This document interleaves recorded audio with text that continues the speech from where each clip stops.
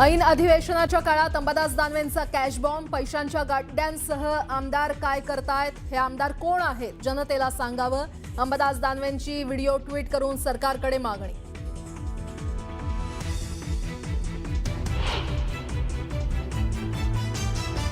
Ambadas Danve blackmail करतायत. संपूर्ण video दाखवा आणि पुरावा दाखवा. माझा यात काहीही संबंध नाही. महेंद्र दळवींकडून कथित आरोपांचं खंडन.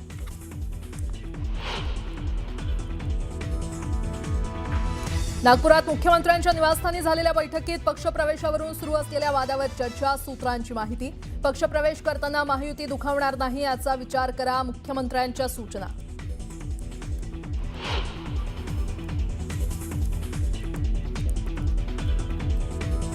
अधिवेशनात पहिल्याच दिवशी विधानसभेत 75,000 कोटींच्या पुरवणी मागण्या सादर. अर्थमंत्री अजित पवारांनी सादर केल्या पुरवणी मागण्या.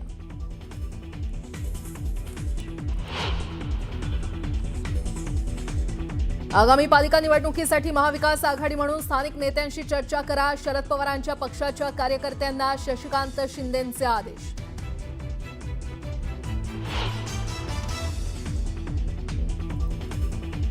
पुण्यातील कोंढवा जमीन गैरव्यवहार प्रकरणातील आरोपी रवींद्र तारूला 8 दिवसांची पोलीस कोठडी, तर सूर्यकांत येवलेच्या जामीन अर्जावर 16 डिसेंबरला सुनावणी.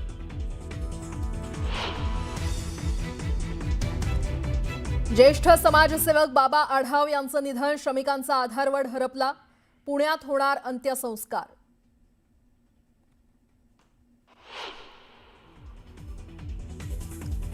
गोवा नाईट क्लबचे मालक गौरव लुथरा आणि सौरभ लुथरा देश सोडून थायलंडला फरार. गोवा पोलिसांनी सीबीआयच्या माध्यमातून इंटरपोलकडे मागितली मदत, तर तिसरा भागीदार अजय गुप्ताचा शोध सुरू.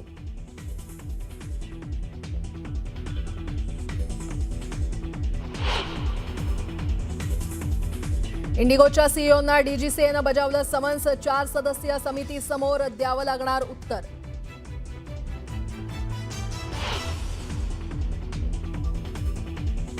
जपानमध्ये 7.6 रिश्टर स्केल तीव्रतेचा भूकंप. भूकंपानंतर जपानमध्ये सुनामीचा इशारा. नागरिकांमध्ये भीतीचं वातावरण.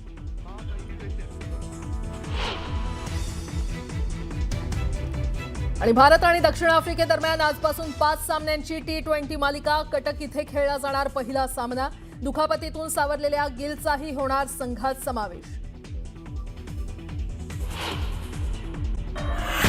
बातमीपत्रामध्ये आता पाहणार आहोत सकाळच्या महत्त्वाच्या 100 बातम्या अतिशय वेगवान स्वरूपात. सुरुवात करूयात. 22 आमदार दुसऱ्या गटात जाणार असल्याचं वक्तव्य आदित्य ठाकरेंनी केलंय. आदित्य ठाकरेंच्या वक्तव्यानं राजकीय वर्तुळात खळबळ माजली आहे. आदित्य ठाकरेंनी शिवसेनेचे आमदार फुटणार या केलेल्या वक्तव्यानंतर संजय शिरसाट यांनी ठाकरेंचे 13 आमदार शिवसेनेच्या संपर्कात असल्याचा दावा केला. एकनाथ शिंदेंना इशारा दिला तर ते आमच्याकडे येतील असं म्हणत आदित्य ठाकरेंना टोला लगावलाय. देवगिरी बंगल्यावर शिवसेनेच्या सर्व आमदारांच्या बैठकीचं आयोजन करण्यात आलंय. महापालिका निवडणुकीसाठी शिवसेनेच्या रणनीतीवर शिंदे आमदारांना मार्गदर्शन करणार आहेत. आगामी पालिका निवडणुकीसाठी महाविकास आघाडी म्हणून स्थानिक नेत्यांशी चर्चा करा. शरद पवारांच्या पक्षाच्या कार्यकर्त्यांना शशिकांत शिंदेंनी हे आदेश दिले. विरोधी पक्षनेतेपदावरून भास्कर जाधव चांगलेच आक्रमक झाले. सत्ताधारी पक्षाला संविधान मान्य नसल्यामुळेच ते विरोधी पक्षनेता बनवत नसल्याची टीका जाधव यांनी केली. तसंच उदय सामंत यांच्या टीकेला देखील त्यांनी प्रत्युत्तर दिलं. आपण आक्रमक असल्यामुळेच सत्ताधारी आपल्याला घाबरतात असा टोला भास्कर जाधव यांनी लगावला. भास्कर जाधव हे जास्त आक्रमक असल्यानं त्यांना थांबवण्यासाठी विरोधी पक्षनेतेपदाचं निव्वळ आमिष दाखवलं जात असल्याचा टोला उद्योगमंत्री सामंत यांनी लगावला. तसंच शिवसेना उबाठाकडून विरोधी पक्षनेतेपदासाठी वेगळ्याच नावाची चर्चा सुरू असल्याचंही त्यांनी सांगितलं. मीरा भाईंदरमधल्या काश्मीरा परिसरात मध्यरात्री एका तरुणानं दारू पिऊन धिंगाणा केल्याचा व्हिडिओ सोशल मीडियावर व्हायरल झालाय. काही स्थानिक नागरिकांनी या तरुणाला चोप देत पोलिसात तक्रार केल्यानंतर तरुणाला पोलिसांनी तात्काळ ताब्यात घेतलं. आगामी भिवंडी निजामपूर महानगरपालिकेच्या निवडणुकीसाठी समाजवादी पक्षानं स्वबळाचा नारा दिलाय. समाजवादी पक्षाचे महाराष्ट्र प्रदेश उपाध्यक्ष अजय यादव यांनी निवडणूक समन्वय समितीचे रियाज आझमी आणि पदाधिकाऱ्यांच्या उपस्थितीमध्ये स्वबळाची घोषणा केली. आता एक सविस्तर बातमी पाहूयात. आदित्य ठाकरेंनी शिवसेनेचे आमदार फुटणार या केलेल्या वक्तव्यानंतर संजय शिरसाट यांनी ठाकरेंचे 13 आमदार शिवसेनेच्या संपर्कात असल्याचा दावा केलाय. एकनाथ शिंदेंना इशारा दिला तर ते आमच्याकडे येतील असं म्हणत आदित्य ठाकरेंना टोला लगावलाय.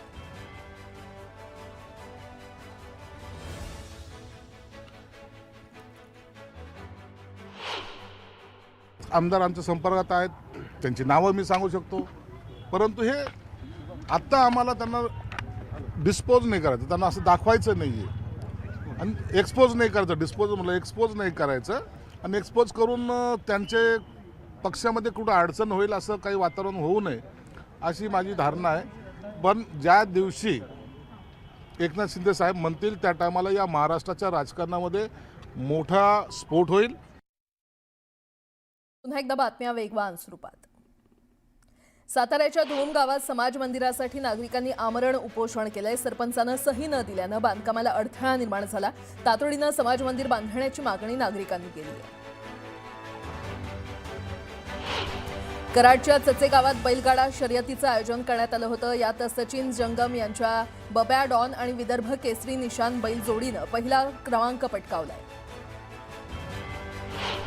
सोलापूर जिल्ह्यात ऊस दरावरून शेतकरी आक्रमक झाले आहेत. ऊसाला 3,500 रुपये प्रति टन दर देण्याची मागणी केली आहे. मागणी पूर्ण होईपर्यंत उपोषण सुरूच ठेवण्याचा इशारा देण्यात आला. अकोल्याच्या वाडेगावात शेतकऱ्यांनी रास्ता रोको आंदोलन केलं. नाफेडच्या जाचक आणि किचकट अटींना शेतकऱ्यांनी विरोध केला. यामुळे अनेकांना शेतमाल परत न्यावा लागत असल्यानं शेतकऱ्यांना मनस्ताप सहन करावा लागतोय. तातडीनं नियम शिथिल करण्याची मागणी करण्यात आली आहे. नांदेडच्या कंधार तालुक्यातील कवठा इथे शेतकऱ्यांनी रास्ता रोको आंदोलन केलं. अतिवृष्टीसह महापुरात शेतीचं नुकसान झालेल्यांना मदत कमी मिळाल्याचा आरोप करण्यात आलाय. तातडीनं योग्य मदत देण्याची मागणी करण्यात आली आहे. कल्याण शहरात एक लहान मुलगा वाहतूक कोंडी सोडवण्यात मदत करतोय. शिटी वाजवत पुढे चला काका असं सांगणाऱ्या या लहान मुलाचा व्हिडिओ सध्या जोरदार व्हायरल झाला. पुणे जमीन गैरव्यवहार प्रकरणी रवींद्र तारूला 8 दिवसांची पोलीस कोठडी सुनावण्यात आली आहे. रवींद्र तारूची पोलिसांकडून कसून चौकशी केली जाणार आहे. धुळे शहरात सायलेन्सरचा आवाज करणाऱ्या दुचाकी चालकांवर कारवाई करण्यात आली आहे. 62 बुलेटवर कारवाई करत सायलेन्सर जप्त केलेत. दरम्यान कर्णकर्कश आवाज कुणीही दुचाकी न चालवण्याचं आवाहन पोलिसांनी केलं. देहरोडच्या किवळे रावेत परिसरातील चंद्रभागा कॉर्नरमध्ये नवीन डाकघर सुरू करण्यात आलंय. आमदार शंकर जगताप यांच्या हस्ते उद्घाटन सोहळा पार पडला. त्यामुळे नागरिकांना मोठा फायदा होणार आहे. गडचिरोलीच्या मुलचेरा तालुक्यातील उपकेंद्रात एका कंत्राटी परिचारिकेनं विषप्राशन करून आत्महत्येचा प्रयत्न केला. वरिष्ठ अधिकाऱ्यांकडून सतत होत असलेल्या शरीर सुखाच्या मागणीला कंटाळून महिलेनं हे पाऊल उचललं. महिलेवर अतिदक्षता विभागात उपचार सुरू आहेत. छत्रपती संभाजीनगरमध्ये टीव्ही सेंटर परिसरात दुचाकी चोरीला गेलाय. चोरीची संपूर्ण घटना सीसीटीव्हीमध्ये कैद झाली आहे. पोलिसांकडून चोरट्याचा शोध घेतला जातो. नालासोपाऱ्यात उड्डाणपुलाखाली जलवाहिनी फुटली. यामुळे लाखो लिटर पाणी वाया गेलंय. तातडीनं जलवाहिनी दुरुस्त करण्याची मागणी करण्यात आली आहे. मुंबईतील तानसा जलवाहिनीचं देखभाल दुरुस्तीचं काम सुरू आहे आणि यामुळे मुंबईसह उपनगरात 15% पाणी कपात करण्यात येणार आहे. त्यामुळे नागरिकांना पाणी जपून वापरण्याचं आवाहन करण्यात आलंय. नालासोपाऱ्यातून बेपत्ता झालेल्या 8 वर्षीय मुलाचा मृतदेह 5 दिवसानंतर पाण्याच्या टाकीत सापडलाय. मेहराज शेख असं मृत्यू झालेल्या मुलाचं नाव आहे. पोलिसांकडून अधिकचा तपास सुरू आहे. सविस्तर बातमी पाहूयात. नाशिकमध्ये लवकरच होणाऱ्या सिंहस्थ कुंभमेळ्यानिमित्तानं साधुग्राम बांधलं जाणार आहे. पण त्यासाठी तपोवनातील तब्बल 1800 झाडं तोडली जाणार आहेत. सरकारच्या या प्रस्तावित वृक्षतोडीला मोठ्या प्रमाणात विरोध होतोय. पर्यावरणप्रेमी, सामाजिक संस्था, स्थानिकांसह कलाकार देखील या वृक्षतोडीच्या विरोधात पुढे आलेत. अभिनेते सयाजी शिंदे यांनी या वृक्षतोडीला तीव्र विरोध दर्शवलाय. मनसे अध्यक्ष राज ठाकरे, उद्धव ठाकरे यांच्यासह सत्ताधारी राष्ट्रवादी काँग्रेस आणि शिंदेंच्या शिवसेनेनं देखील या प्रकरणी सयाजी शिंदे यांच्या भूमिकेला पाठिंबा दिलाय. या पार्श्वभूमीवर सयाजी शिंदे यांनी राज ठाकरे यांच्याशी भेट घेत या मुद्द्यावर चर्चा केली.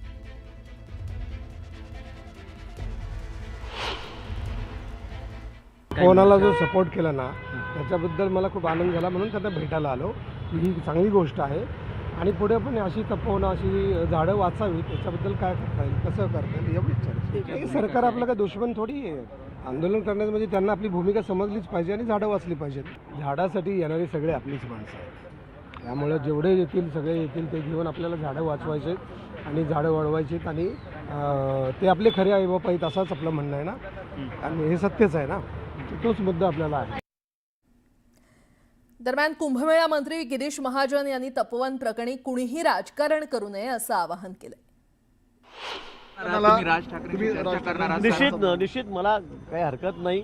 त्यांचं एक ऑब्जेक्शन मी सगळ्यांना जाऊन भेटेल, उद्धवजींनाही भेटेल, राज ठाकरेंनाही भेटेल, ज्यांच्या काही अडचणी आहेत, तक्रारी आहेत, त्या सगळ्यांना जाऊन भेटेल. त्यांचं पूर्ण शंकेचं निरसन झाल्याशिवाय आणि 15,000 झाडं आम्ही नाशिकमध्ये लावल्याशिवाय, लोकांनी ते बघितल्याशिवाय आम्ही या झाडांना हातसुद्धा लावणार नाही.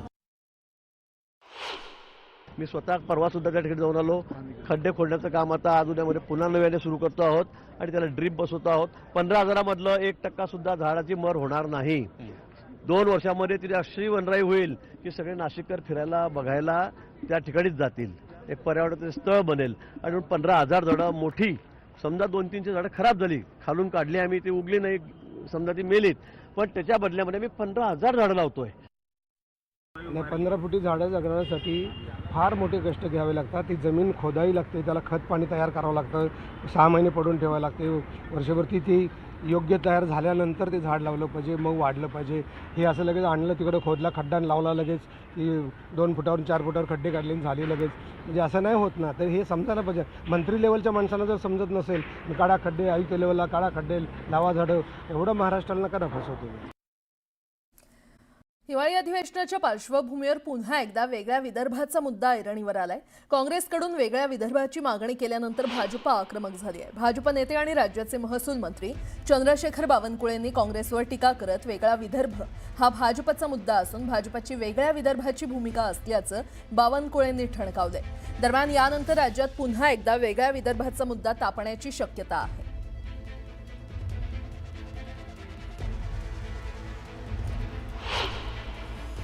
जनतेसमोर कुठला मुद्दा घेऊन जावा म्हणून आता वेगळ्या विदर्भाचा मुद्दा काँग्रेस पार्टी काढताय.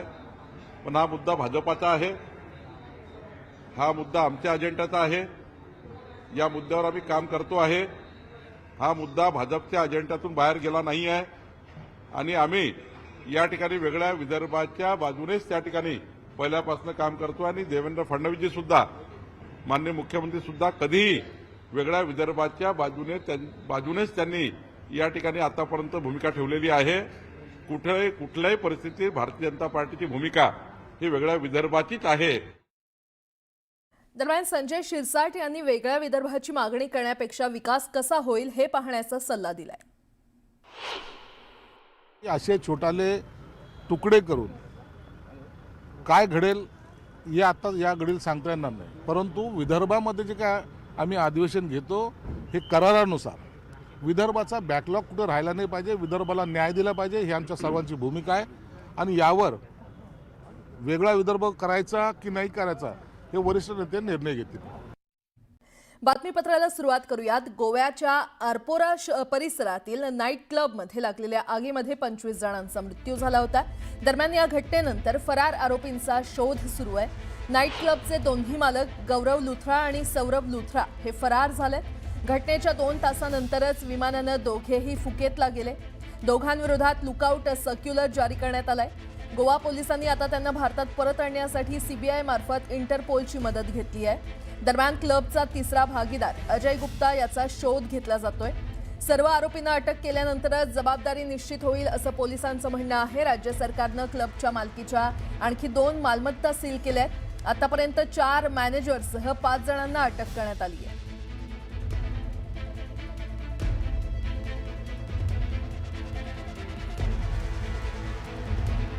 पुढची बातमी. इंडिगोच्या गोंधळाचा देशभरातील हजारो प्रवाशांना फटका बसलाय आणि या पार्श्वभूमीवर डीजीसीएनं इंडिगोच्या वरिष्ठ अधिकाऱ्यांना समन्स बजावलंय.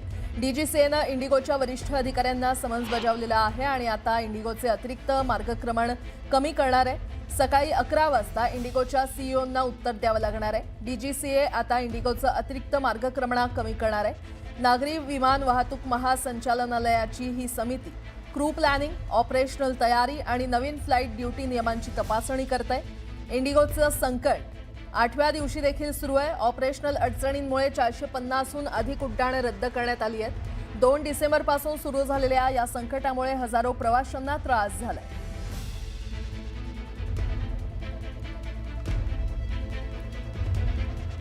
राज्य विधिमंडळाच्या हिवाळी अधिवेशनाला आजपासून नागपुरात, खरं तर कालपासूनच नागपुरात सुरुवात झाली आणि हे अधिवेशन 14 डिसेंबरपर्यंत चालणार आहे. या अधिवेशनाचे अवघ्या आठवड्याभरातच सूप वाजणार आहे. त्यामुळे या विरोधकांनी अधिवेशनाचा कालावधी वाढवण्याची मागणी केली आहे. त्यावर मुख्यमंत्र्यांनी कोरोना काळात केवळ 3 ते 4 दिवसांचं अधिवेशन व्हायचं असं सांगत त्यांची मागणी टोलवून लावली. महाराष्ट्र एकत्रीकरणाच्या नंतर आपण ठरलेलं होतं की कमीत कमी 2 महिने या अधिवेशन नागपूरमध्ये व्हावं. पण ठीक आहे, आमचे मित्र ज्यावेळेस विरोधी पक्ष नेते होते त्यावेळेस ते 2 महिन्याची करायची, 1 महिन्यात अधिवेशन व्हायचं. पण मला असं वाटतं अध्यक्ष महाराज की आपण आज पुरवणी मागण्या हे पण सादर करून म्हणजे आज मांडलेलं जायचं अध्यक्ष महाराज, आणि सगळे बिलं पण आहे. अध्यक्ष महाराज, सरकारला एवढी घाई काय इथून पळून जायची? सन्मान्य सदस्य नानाभाऊ पटोले यांनी जो मुद्दा उपस्थित केला की हे अधिवेशन विदर्भाचा असल्यामुळे विदर्भ करारानुसार व्हायला पाहिजे, हा त्यांचा प्रमुख मुद्दा. ठीक आहे, त्याच्यावर आपण निर्णय देणार. पण आपण असा मेसेज पाठवला की आम्ही तिथं ह्या सगळ्या गोष्टीला मान्यता दिलेली, आम्ही आमचं मत तिथं मांडलेलं आहे की 8 ते 19 पर्यंत व्हावं, हा आम्ही आग्रह केला. एखादा आठवडा अधिक वाढवा म्हणून आग्रह केला. निर्णय झाला इथपर्यंत ठीक आहे, परंतु तुम्ही आमच्याबद्दल संशयाचं वातावरण निर्माण करू नये असं मला म्हणायचं. एक रेकॉर्ड मला क्लिअर केला पाहिजे. नानाभाऊंचा अधिवेशनाकरता किती आग्रह असला तरी नानाभाऊ त्या काळामध्ये 3 आणि 5 दिवसाचेच अधिवेशन मुंबईचे झाले नाही. मुंबईचे बाकी राज्यात चालू होते. बाकी राज्यात कोरोना नव्हता का? बाकी राज्यात 15-15, 20-20 दिवस चालायचे. महाराष्ट्रामध्ये 3 आणि 4 दिवस अधिवेशन चाललं.